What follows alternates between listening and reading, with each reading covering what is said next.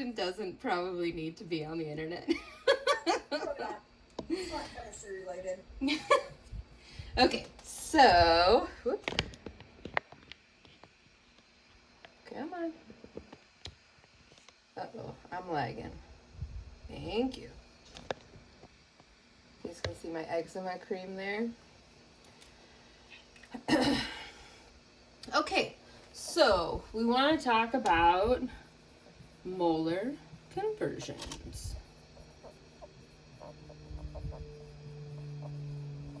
Alright, so the first thing we got to talk about with molar conversions are molar masses. Right? So the molar mass is basically just a new name for what we already know about, which is the atomic weight from the periodic table. Right? Now, so the biggest difference between how we're using these molar masses now and I guess the way that we didn't really use them before is the units, right? So before we were just kind of hand wavy, like, well, there's units, but we're not going to talk about it, right? So the units of molar mass forever, for the rest of your life, are going to be grams of whatever the atom is divided by 1 mole, right? MOL is the abbreviation for mole, while MOLE is the abbreviation for molecule. Huzzah!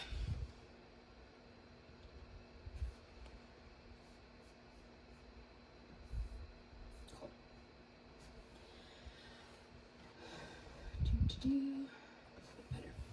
All right, so if we want to know the molar mass of an atom, can you get, am I still coherent? Can you hear me? Okay, cool. Lindsay, I didn't break? Okay, cool, thanks. Okay, so if I want to know the molar mass of an element or an atom, I just look at the periodic table and I have the number. So let's say I'm looking for the molar mass of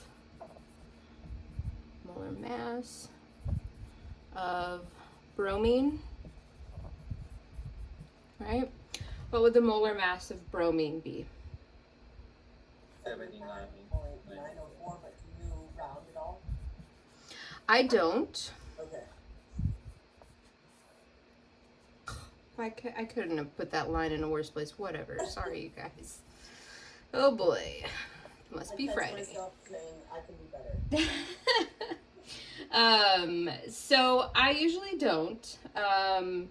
But that brings up a really good point, which is that if you're not using this periodic table, different periodic tables will have different numerical values. Not crazy different, but usually within rounding error. So just be aware of that. If you don't get exactly the answer that I get on something, that could be why.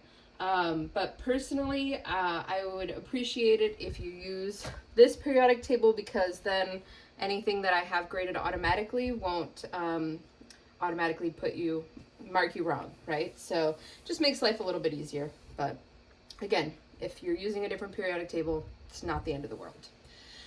So, a couple things I want to point out here, this horribly ugly written thing that I just did.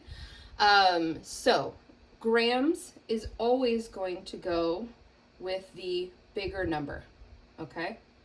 So, whatever the number is that you see here, right, that belongs to grams. Does that make sense to everybody? You picking up what I'm laying down? Cool. And always, this number is per 1 mole of that substance, okay? So you're never going to get any other number besides 1 next to moles in a molar mass, okay? Now, I went ahead and wrote down the symbol for bromine here. Is that strictly speaking necessary? No, it's overkill. But When we get into solving these problems, a lot of the times we can have multiple species flying around. Maybe we're dealing with a molecule that has several different atoms and we want to find out about one type of atom, something like that. It can get really confusing who the grams and the moles belong to, right? So it's not trivial to make sure that you know that this is grams of bromine and not grams of, I don't know,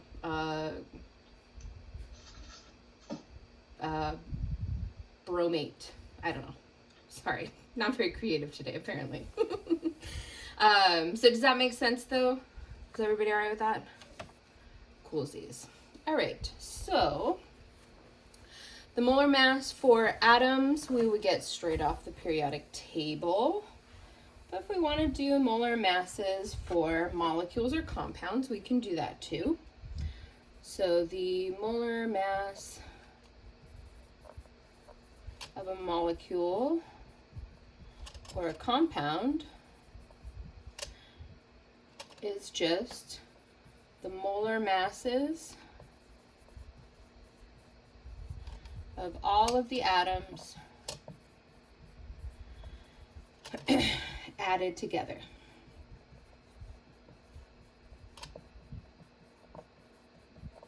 Okay, so why don't you guys go ahead and calculate the molar mass for glucose.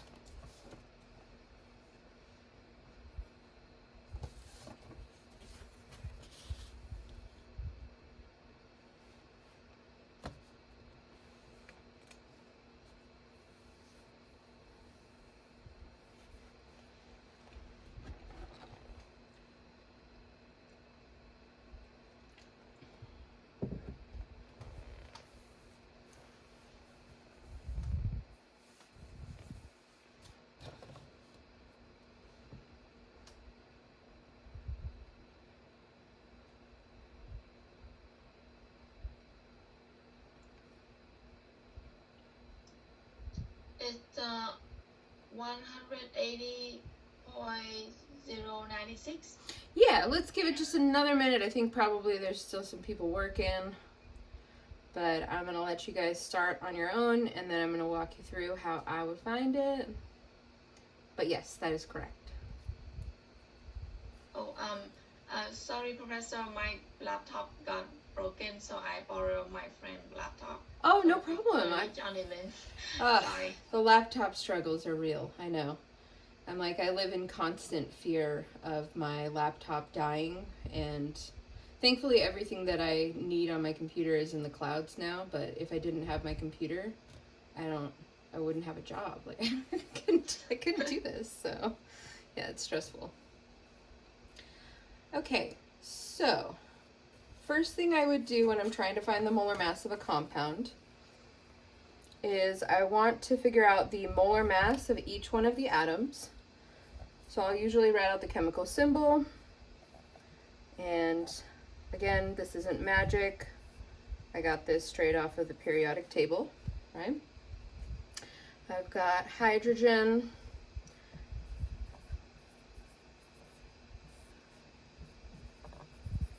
And I've got oxygen. Whoops.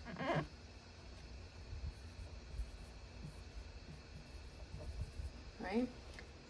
So, now I know from the empirical formula that's given here, actually this is not an empirical formula.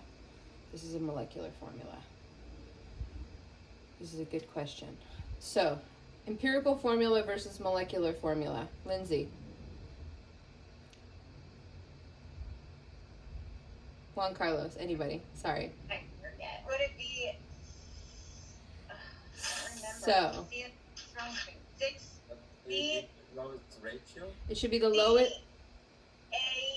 C1H2O1. Yeah.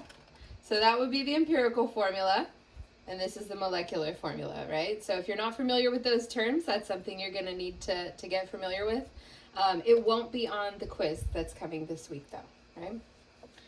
Okay, so anyways, we've got from the chemical formula here, It's telling us that we have 6 atoms of carbon, 12 atoms of hydrogen, and 6 atoms of oxygen. So what we're going to do is we're going to take the molar mass of each of the atoms and multiply it by however many of them there are, right? So here we have this guy times 6, right? This guy times 12, this guy times 6, and then we would add them all together.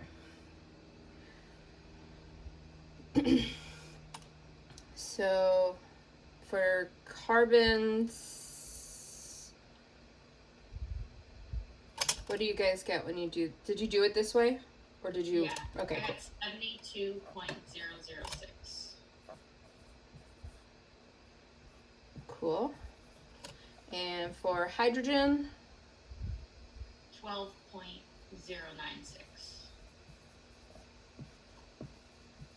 and for oxygen. 95.994.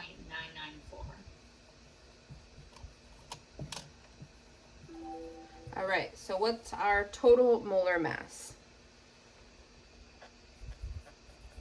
I got 180.096. I got 180.156. I got the same thing as Juan Carlos. 156? Yes. Let's get different than for the carbon and everything. Were your numbers different? Carbon is 0.066. Ah. That sounds righter. 0.66. So carbon on our periodic table. Uh-huh. Oh wait. I think you just put a 0 here instead of a 1 on accident. Gotcha. Yeah. All right. So, the molar mass for glucose would be this 180.156 grams per 1 mole, right? Now where Is a mole bigger? Is a mole bigger than a gram? that's a weird question. Wouldn't it be bigger? Because on that chart it's gram, mole, molecule, and isn't that like smallest to biggest? It's more like a conversion factor. It's not that they are, that one is bigger. It's that the mole is based on a certain definition of molecules. Does that kind of make sense? So okay. Are we good with this? Yeah? Okay, cool. Let me talk about that for 1 sec. So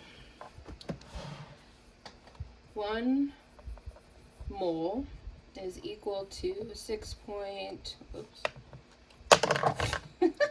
Just gonna put that anywhere. 022 times 10 to the 23rd atoms or molecules.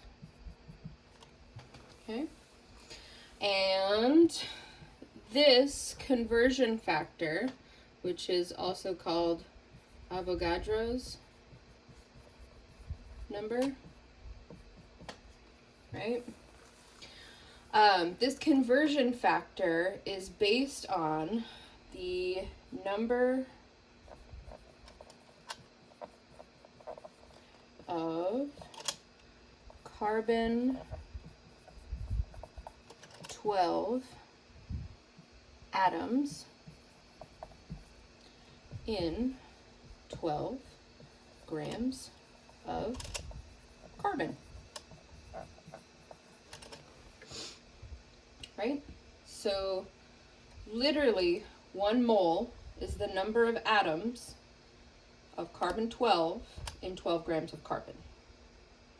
So technically speaking, grams are bigger than moles, right? But that technicality is kind of unimportant because of the relative scale, right?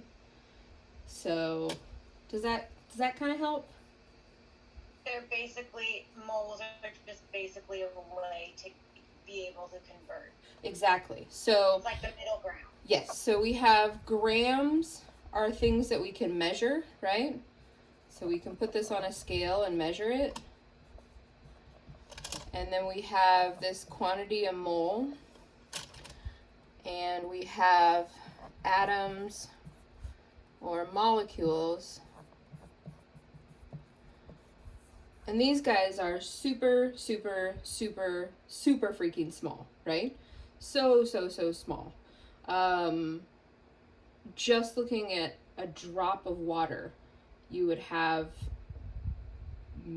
billion plus molecules, right? So the atoms and molecules scale cannot be overstated how small this is, right? So this being so small and this being something that we can measure, right? We need to be able to have these quantities talk to each other, right? And the only way that we can do that is by standardizing a quantity, which we call a mole, right? This essentially gives us a jumping point to go from atoms or molecules to moles, and then from moles we can go to grams. Does that kind of help a little bit? So it's the same kind of concept as any other conversion factor. So 1 dozen is equal to 12 of whatever thing you're dealing with, right? So it's the same kind of concept, only this number is freaking huge, right?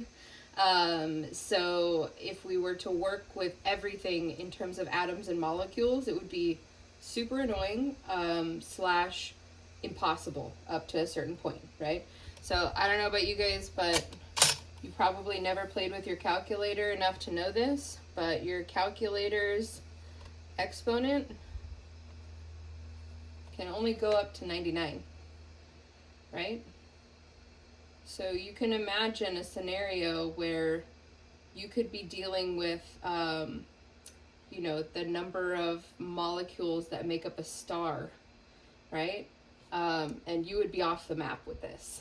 Does that kind of make sense? Like these would be calculations that would be unintelligibly large, right? So we need something to kind of ground us a little bit.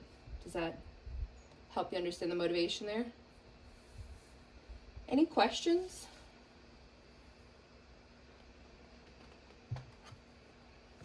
Okay. And this is trivia, right? You don't need to know the definition of a mole, right? You just need to know that 1 mole is 6.022 times 10 to the 23, which after doing 7 or 8 of these problems, you'll probably have it memorized, but even if you don't, I'd always give it to you on a test, okay? Cool. Okay, so this thing that I drew in the middle here is what we will affectionately refer to as the molar coaster.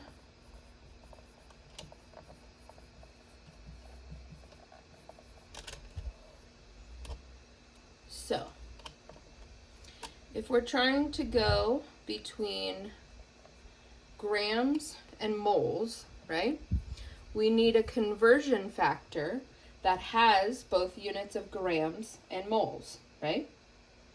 Picking up what I'm laying down? Just a conversion factor thing.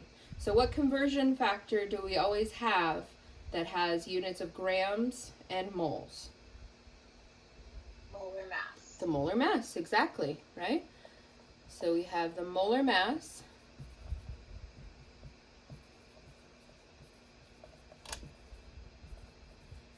And again, that's always in grams per mole, right? So the molar mass is the tool that we're always going to use to get from grams to moles or moles to grams. Then we have a conversion that can take us from moles to atoms or molecules, which is what we were just talking about up here, right? That's Avogadro's number. Don't ask me why, but this is abbreviated with a daddy NA. So that's what I will write here. Okay. I think it's Avogadro's number, but whatever. So anytime we want to go from atoms or molecules to moles, right, we're going to need to use Avogadro's number.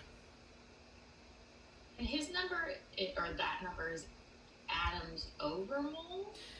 Or it's, sorry. So you mean this line right here? Is that what's confusing you? No, sorry, at the top it says 1 mole, but you're putting atoms or molecules at the top, correct? Yes. So depending on what you're dealing with, it will either be atoms or molecules, right? You're not going to end up writing both when you're actually using it. Good question. Yeah. Is that what they call Go ahead. formula units? Sorry? Is that what they call formula units? Let me double check on that. Because I know you're talking about in the book they use the term formula units. Yes, yeah. So instead of, yes, totally. So instead of saying atoms or molecules, they just call them formula units. So yeah, that's kind of the like catch-all term. But I feel like the catch-all term is like, now I have to learn a new term for two things that I already know. So I'd rather just use the two words, right? But yeah, if that confuses you, you can call them formula units. That's totally fine. Okay, so again, these are just conversion factors. So these are all problems that are essentially just dimensional analysis, but using a couple of new units, right? Cool. Can I erase this? What was it? I was gonna say something and I forgot. Beep boop beep bop. Oh, that's what I was gonna say. And I'll make this point again as we go through some sample problems. But one of the things that I see students do most commonly to mess up molar conversions is they'll have a problem that's asking them for moles, right? And it's given grams. And for some reason, they really want to put Avogadro's number in there. So I don't know what, it's just like a really sexy number, I guess, and people really like it. And so they want to use it way more often than you need it, right? So not all questions are going to involve all of these steps, right? So that's the number one piece of caution that I want to make sure that you guys have in your brain when you're solving these is just because we have 3 places to go doesn't mean we're always going to go to all of those places. Does that make sense? Cool. All right. So let's do an example. So let's say we have 56.5 grams of sodium chloride. We want to know how many moles of NaCl this is. Okay.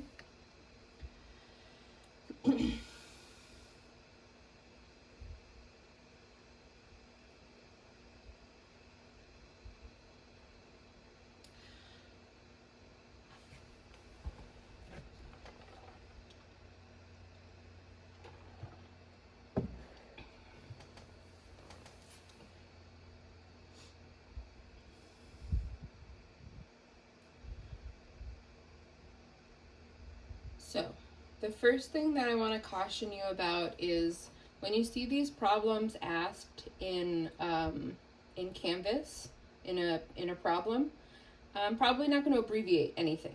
Okay, so when I ask for how many moles of something, I'm literally meaning moles. If I wanted molecules, I would give you the entire word. Okay, does that make sense? So I'm not usually ever going to be using abbreviations in the questions because that's too confusing, okay? If you're ever unsure if you're just like, I don't know which one you're talking about, right? Or if you think it may have been a typo or a mistake, please contact me before you answer that question, right? Because I want to make sure that you know exactly what that question is asking you for, okay? Make sense? Cool. So, the first thing I like to do with molar conversions is I like to map the problem, okay?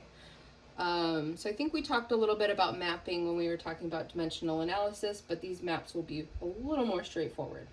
So we know that we have grams of NaCl, right? That's the information we're given.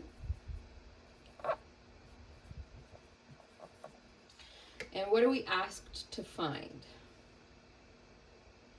Moles.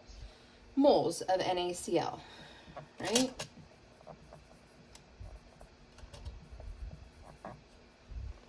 Uber Eats is just clearly already knows that I'm hungry.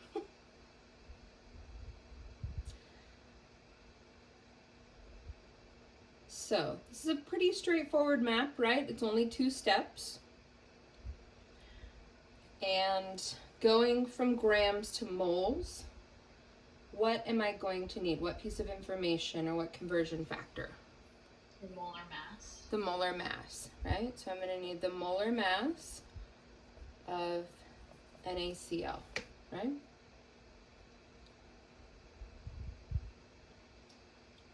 So,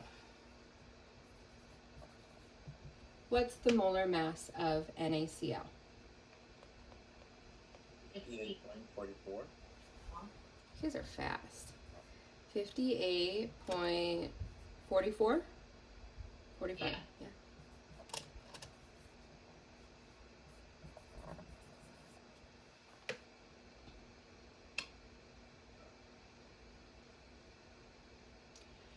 Now, one more thing I want to point out here, guys, is that I've written this in a slightly different way, right?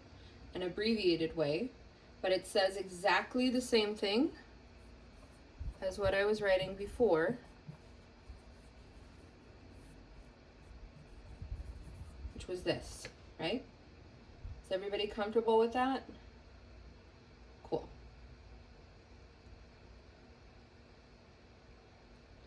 Excellent. So, now we can set up our good old railroad tracks.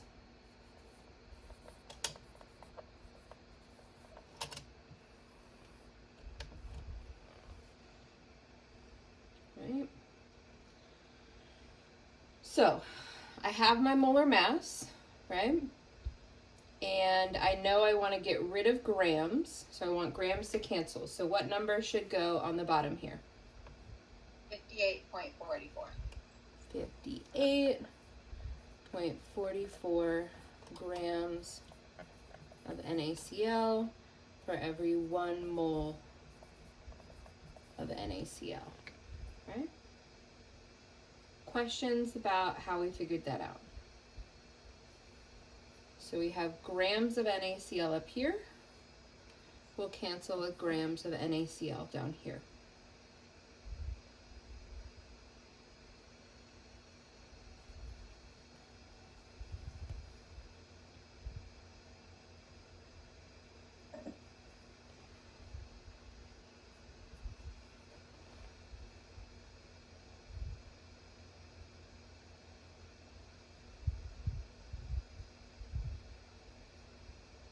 What you got?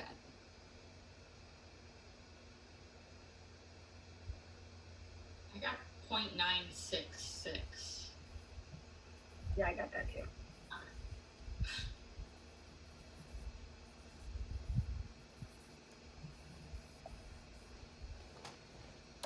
I'm assuming if in a test you'd probably ask us what to round up to, right? Or round off to. I would, yeah. I think I've gotten in the habit of doing that for the most part is if there's rounding to be had, I'm probably going to tell you how to answer or where to round, because otherwise it's kind of confusing for you guys. If I don't, I would just say 2 or 3 decimals. Definitely don't give me like 16. I don't want 16. So. Scientific notation, okay? Yeah, if you want to give it to me in scientific notation, you can, but unless I explicitly ask for it, I'm probably not going to put my answer in Sino. Does that make sense? Yes. Yeah, good questions. And that's it for this one. That's it. Yeah. And this is a simple one, right? Because we're about to do ones with a lot more steps. Yeah, but you're not really gonna get past like 2 or 3, maybe 4 steps for the most part with these. When we That get one in the lecture was like a lot of steps, and I wanted to cry. was it dealing with a chemical equation? Which one was it? There's like one where you like, it's like the 3 conversions, but then there's a conversion in the middle under moles between like ratios or something like that. I don't know. I could be just mixing everything together in my head now. Yeah, we'll do one that's fun like that too.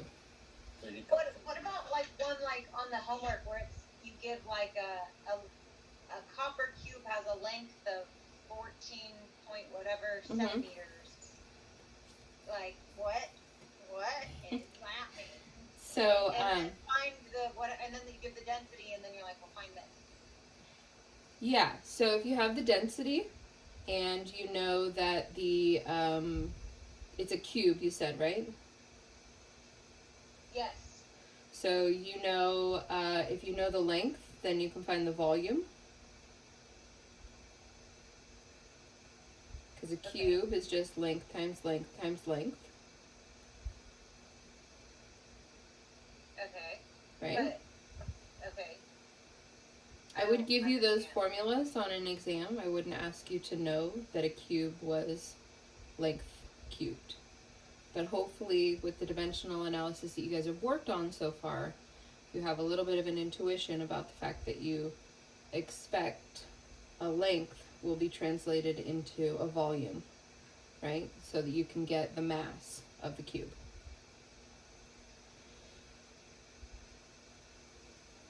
This is where mapping becomes really important, right? So yes, to your question, Sadie, this is definitely a simpler one. But we start a little simple and then we'll get a little more complicated, right? Any other questions about this problem? I don't know if that went with the question, but Leslie said we started with a mass percent in the lecture, so maybe that's why it was a little bit different. Yeah, I'm not sure which problem we were talking about. If it was talking about mass percents, then it was probably some kind of empirical formula problem, not Okay, a molar. Leslie put in the chat. So Yeah. So those are, they're molar conversions, but they're a different kind of molar conversions. So when I say molar conversions for the quiz, I'm talking about stuff like this, right? Okay. I'm not talking about empirical formula or molecular formula problems, right? Okay. I'm also not talking about mass percent. So, Okay. yeah. So you will see those things on the exam, but you will not see them on the quiz next week. So,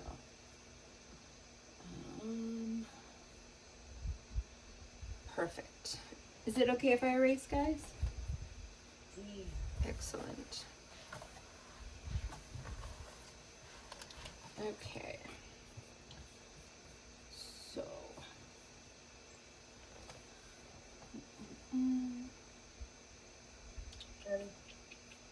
Ready? Let's see. Those are all too complicated. Okay. So let's do one that's got a few more steps going for it. So let's say we have 2.5 times 10 to the 25 atoms of oxygen.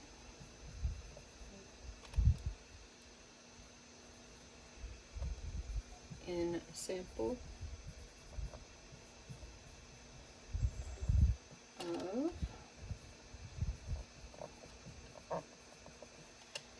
carbon dioxide. We want to know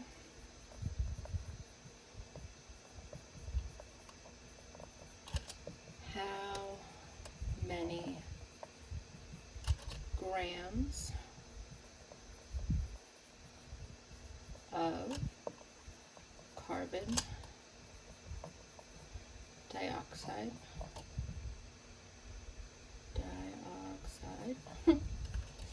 are in the sample.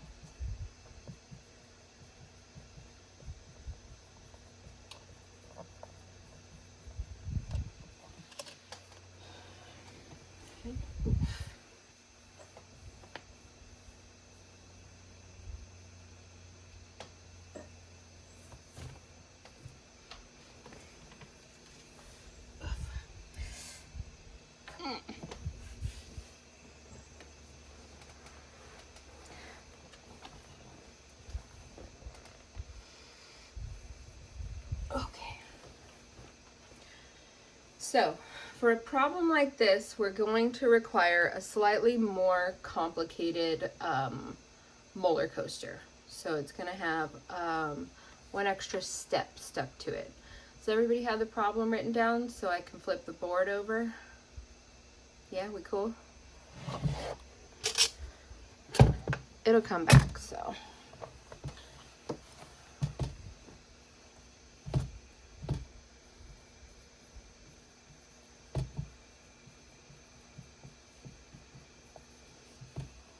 So when we were first drawing it, we had grams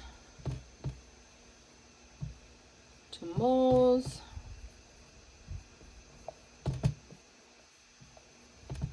to atoms or molecules. Right, we said we needed a molar mass to get from here to here, and we needed avocado's number to get from here to here, right? But let's say we start off with atoms of something, right? And we want to get to grams of a molecule, okay? So we're starting off in the problem that we just wrote down with atoms of oxygen, right?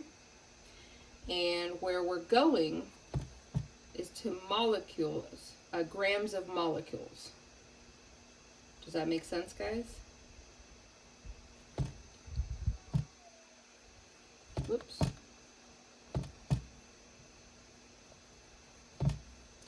So we have atoms of oxygen, right? So we could, using the molar coaster as we have it written here, convert that to moles of oxygen, right? What would we need to do that?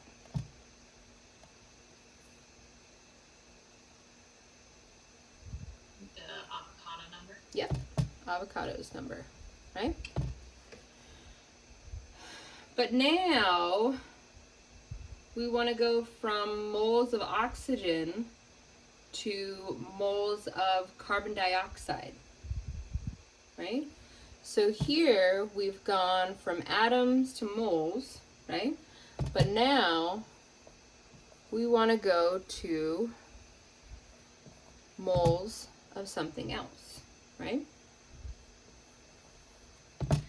So if we want to go from moles of one thing to moles of another thing, we're always going to need the molar ratio, okay? The molar ratio is almost always going to be found in the chemical formula.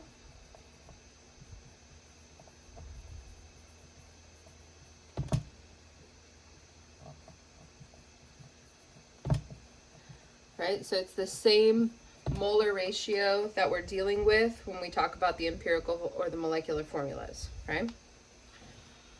So, what is the chemical formula for carbon dioxide?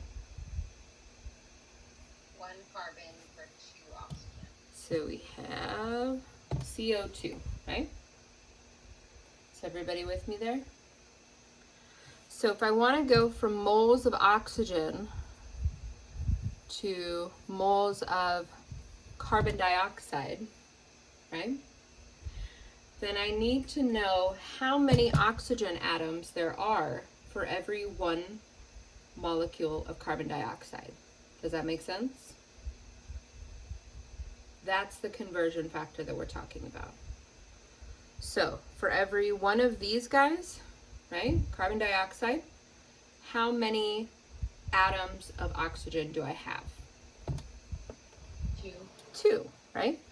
So for every 1 mole of CO2, I have 2 moles of oxygen. And that 2 is just from right there, right?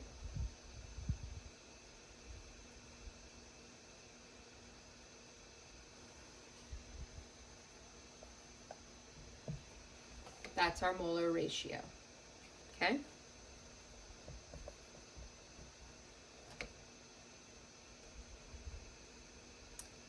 Everybody still okay with me here?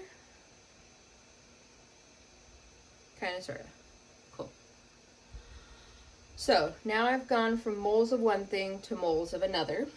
And what's the problem asking me for in the end?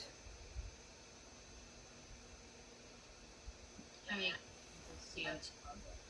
Grams of carbon dioxide, right?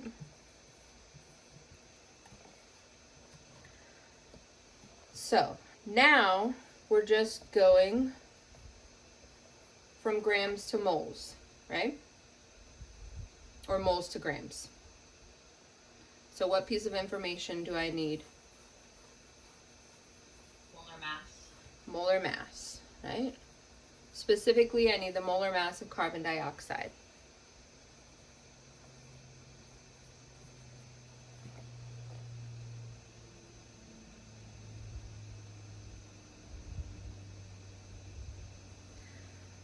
So 44.009. we'll get there. I just want to point out that this is a crucial step in being able to solve this problem, right? So understanding how to find the molar ratio is something you have to be able to do. It's not super tricky, right? If we know what the chemical formula is, and you'll always be given the chemical formula, right? Then you should be able to determine how many of each atom would be in a particular molecule, right? And that's all we're doing for this molar ratio. Does it make sense why? Yeah? Can you repeat the molar ratio again? Yes. Just the 1/2. Yeah, so this is 1 mole of carbon dioxide for every 2 moles of oxygen, right? Another way of saying this would be for every 1 molecule of carbon dioxide, we have 2 atoms of oxygen, right?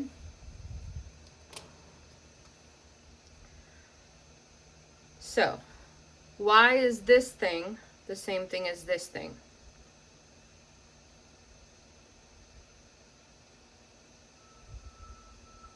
How would we convert from from molecules to moles?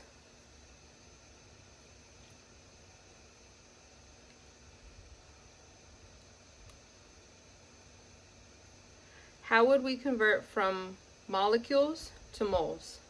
Is that avocado? Avocado's number. Yeah, avocado's number, right? So if we wanted to convert from molecules to moles, we would use avocado's number. You with me? If we want to get from atoms to moles, what do we use for a conversion factor there? Same. Also avocado's number, right? If I multiply by the same thing on top and bottom, I have the same thing left over, right? It's the same thing as multiplying by 1. So if I were to multiply both of these by Avogadro's number, it would end up canceling out, right?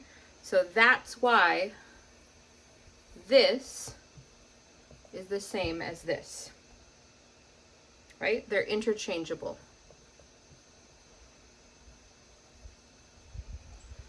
Professor? Yeah.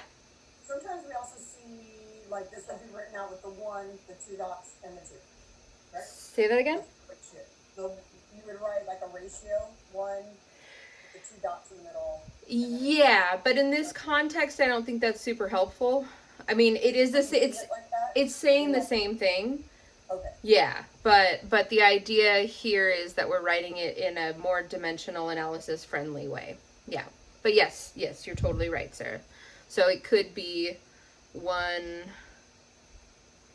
mole of CO2 for 2 moles of O2, right? We could write it that way.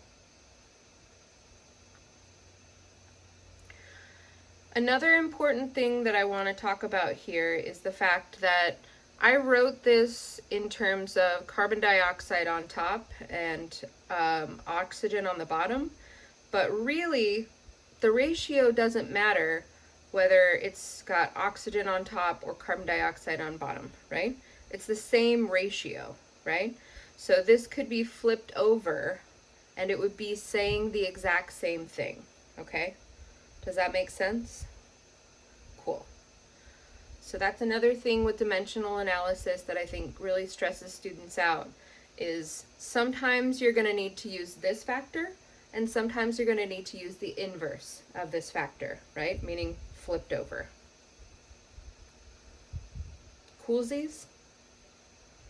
Did I hurt your brain badly enough yet?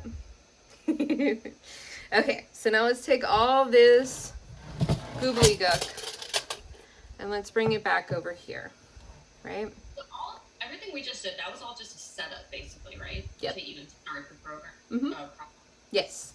So I would say that as you're starting doing these, the setup is going to be the most time-consuming part, right? So now the DA is actually the easy part, right? Just getting that railroad track set up. It's being able to kind of conceptualize, right, where you're trying to go with this map.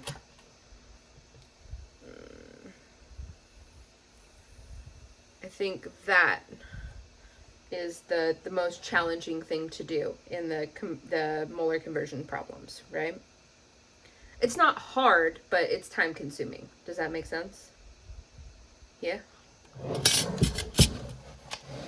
Okay. So, we have our number here that we're starting with is atoms of oxygen. So let's write that guy.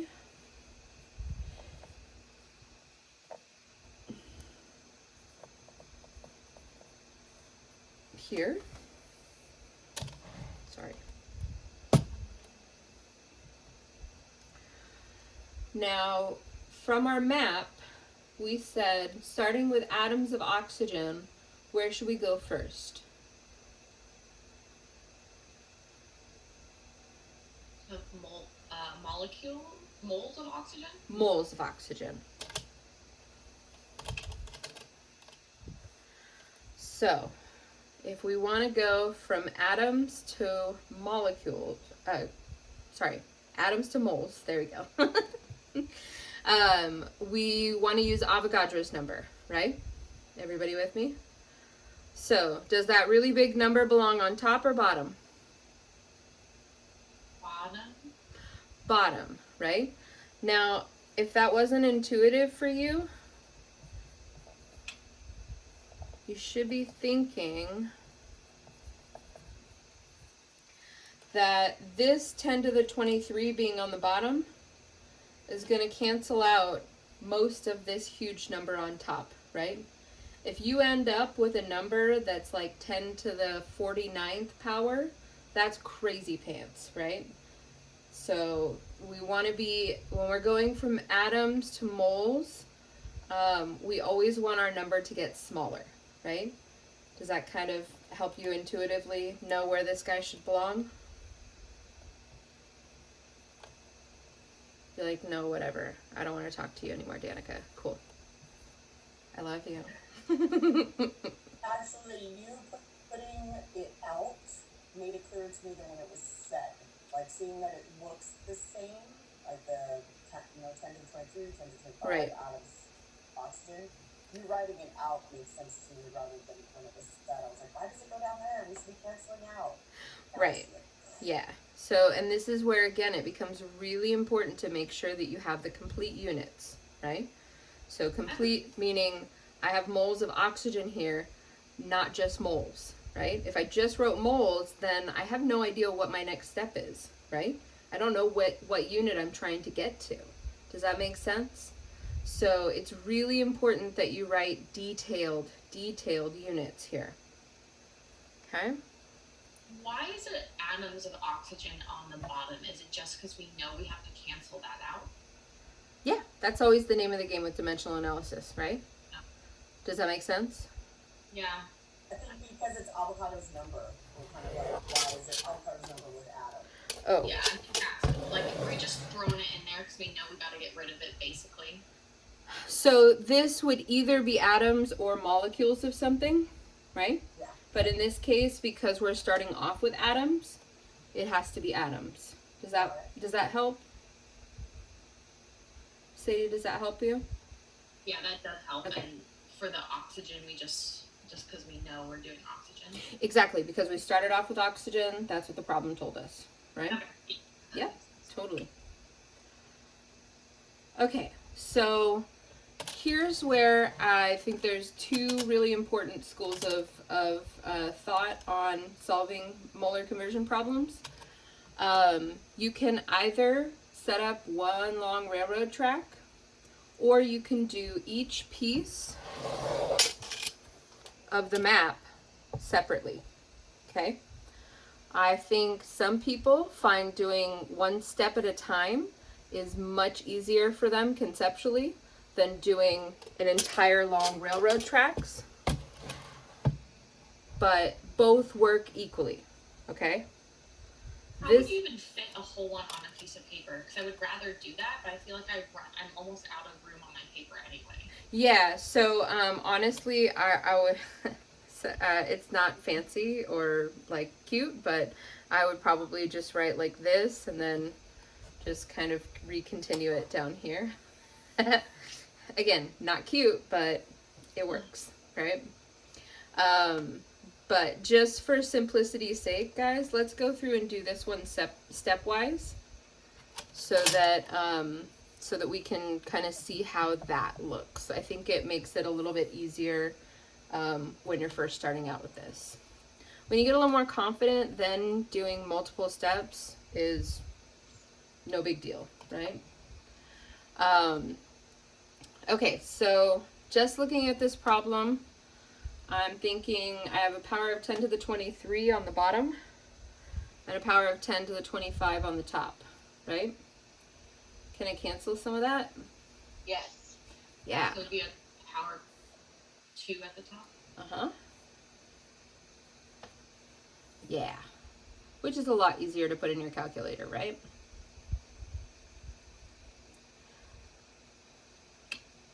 So I have 250 divided by 6.022. What does that give me?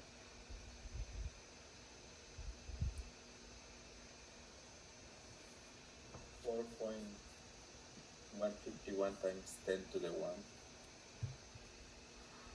4.151 times 10 to the 1. Okay, so I'm just going to call that this. Cool. Because I'm lazy. And that has units of moles of oxygen, right? Oh. I hear you, Juan Carlos. Oh, I'm sorry. No, that's awesome. I love it. Big mood. Okay, so now we've got moles of oxygen, right? What was our next step on the map? I can't even remember that far back. I think you will use the ratio. We gotta go to moles of CO2. Yes, right? So now we're here, and we want to go here, right? So my guess is that some of you guys were like, I'm not writing that whole thing down. She wrote it down and I don't need to, right? But literally the entire point of us doing this together is so that you can see what the best practice is, right? Which means that everything that I'm doing, you should also be doing, right? And I do that specifically because there are so many steps involved in some of these problems that it becomes really overwhelming to try and remember where you're going, right? So having the visualization really helps you keep track of where you are and what the next step is, right? So I want to go from moles of oxygen to moles of carbon dioxide, right? So what unit is going to go on the bottom here? Moles of oxygen. That is right. Moles of oxygen is going to go on bottom, which means that moles of carbon dioxide must go up top, right?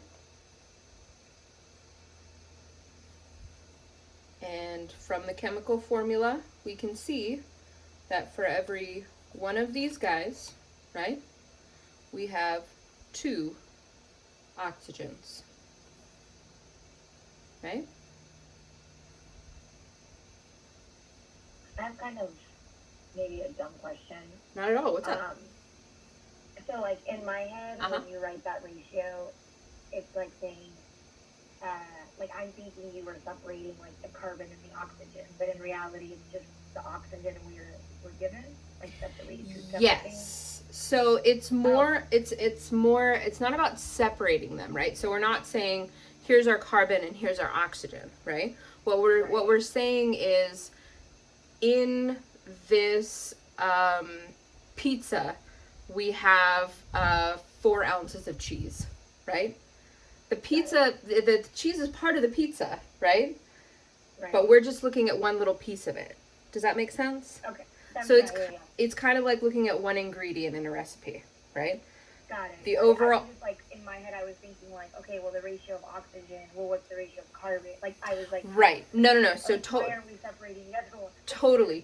So what we're doing is essentially saying, okay, if we have this substance, right, how much of it is this guy, right? Does that make sense, guys? And that's because that's what we're looking for, right? Like, Exactly. oxygen. Exactly, And because if we were looking for carbon, then we would be doing the ratio of exactly. whatever else. Yes. Yeah. No, that's a great point. So we happen to use moles of carbon dioxide up here because we're trying to get to grams of carbon dioxide eventually, right? So we know that we need to get from moles of oxygen, which is what we're starting with, to moles of carbon dioxide, right? But if the question had been asking for something different, say grams of carbon in the sample, right? Then we would be going for moles of carbon, right? It would be the same ratio. In this case, it would be the same ratio here, right? But the molar mass would then change in the next step. Okay.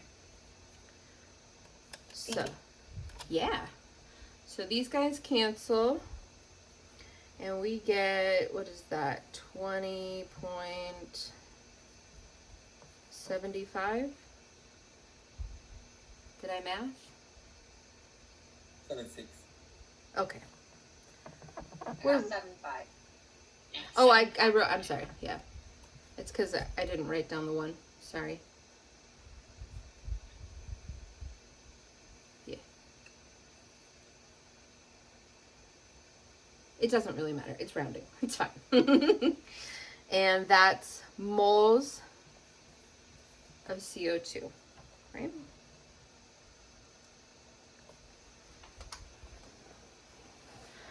So, now back to our map. Where do we want to go from here? Grams of CO2. Right. So we want to go from moles of CO2 to grams of CO2. So what piece of information will we need to do that? Molar. Molar mass. Molar mass of carbon dioxide, right? or 4.009? Like this? 4.009. 0. 2 zeros and then a 9. Cool. I'm lazy. Sorry. See, this is where I get confused because I thought grams was attached to, yeah. Oh, why am I doing would you that? put that on the bottom and not No, on the top? because you're smarter than I am and I'm pregnant. So, yeah. This is where I kept like messing up, so I'm Woo. like, what am I doing? So that's why I'm like hypersensitive to this. No, you're right. Denominator, So, numerator. as Lindsay correctly pointed out here, if moles of carbon dioxide are here, then moles of carbon dioxide must be on the bottom to cancel. He was just testing us. I know. Yeah, totally. And grams of carbon dioxide would go on top. Right? Is everybody comfortable with how this number was calculated? We just took the molar mass of carbon and added it to 2 times the molar mass of oxygen, right?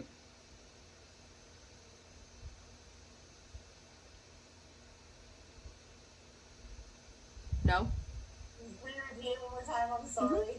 So if we wanted to calculate the molar mass, we would say we have 1 carbon and 2, oxygens. Sorry, yes, it came back to me. Right. As you're writing it. Yes, I got it. Yeah. Sorry for the messy. So moles of carbon dioxide cancels with moles of carbon dioxide. And what do we get? 913.406 grams of CO2. Count 1, Carlos, can you give it to me in Sino? I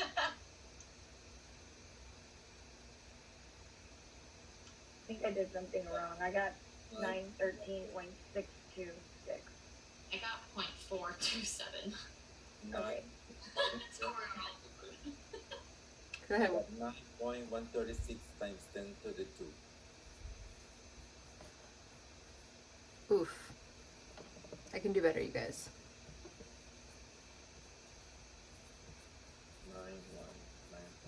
9.136. Did I do it?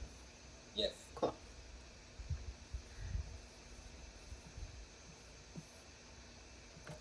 Whee! So, That's AK all just we're all different just because we all rounded a tiny bit differently. But for the test, you'll like hand grade it, so it's not a big deal. yeah, totes. And again, this is a type of problem where I'm going to tell you explicitly. I would probably tell you to give it to me in Sino and give it to me with 2 decimals, right? I just mean for all the other equations, right? Because we all got a little bit of a different answer, right? And I think because some of us did. What is a little bit different? Huh? What is a little bit different? What's your number? So my first one was 913.42755, because I did 20.755, and then I redid it with 20.76, and I got 913.6476. Yeah, so basically how this works is as long as we only differ in one of those digits, we're good to go, right? So as long as this digit is the one where we're off, right? If yours is a 3, mine is a 5, right? It's close enough. Yeah. And that's true of any of these kinds of problems because of the rounding. Exactly what you were saying, right? So one of the things that I like is when I go through and solve these, I'm doing them all in the calculator at once, right? So I'm not going to be doing any rounding when I put these in my calculator, right? But I anticipate that you guys will probably do some rounding and do it a little more stepwise, right? So what I'll probably end up doing is I won't just have 9.14, I would have 9.12, 9.13, 9.15, right? Just in case you rounded differently along the way. Does that make sense? So all of those would be considered correct answers. I might be too lazy to put it into the key that way, but certainly I would go through and manually grade, like I manually grade everything, right? Make sure that you got credit if you gave me a number that was pretty close to this. Sorry, got a lot of chat happening. We're just laughing. Oh, okay, cool. Cool. So, how was that? Awful. It's nice when you hold our hands through it. All right, so I'm going to pause this. In fact, I'm just going to stop it.